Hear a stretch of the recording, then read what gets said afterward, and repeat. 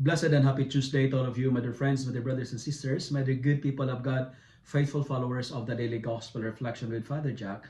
My dear kababayan, today is November 19, 2024, and today is Tuesday within the 33rd week in Ordinary Time, Year B.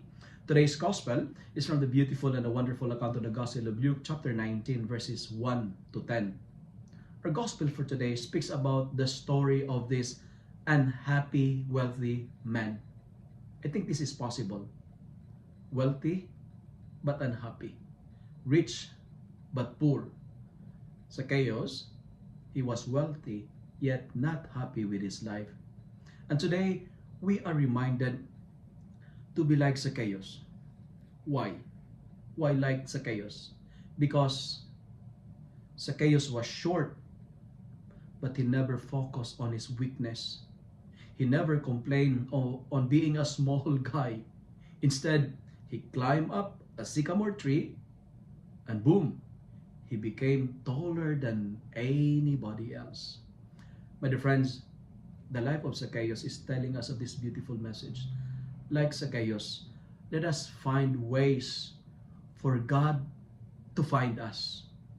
Allow yourself to be found by Jesus.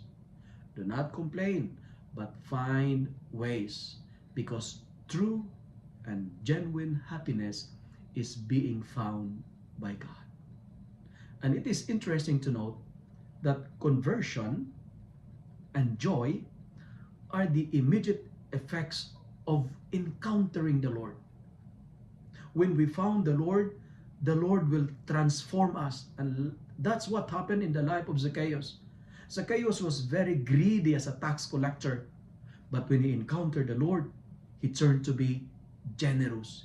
He was sad, depressed, but he became the most joyful man when he encountered Jesus.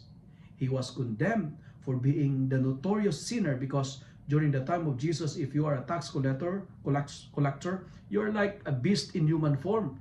He was condemned because of his job, but he received salvation. Can you imagine? From damnation to salvation. That's what happened when we encounter the Lord. My dear friends, my dear brothers and sisters, joy is the visible sign of God's presence. He was sad, but Zacchaeus, when he encountered the Lord, he became the most joyful man. And finally, like Zacchaeus, let us not be discouraged by our weakness. Never allow your sins, as I keep on repeating saying this, stop or hinder you from seeing the Lord. Never mind the opinion of others, because the most important words is the message of Jesus to you.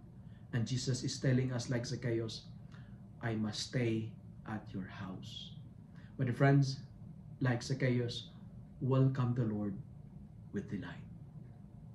And by the way, let me share 3S to conclude my reflection.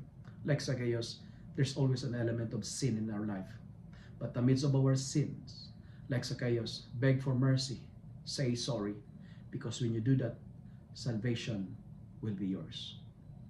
And finally, let me add one more S. God loves short people. Sometimes, like Zacchaeus, we are short. Not only physically short, but sometimes emotionally short, financially short, spiritually short. But amidst of being short, we have a God who loves short people.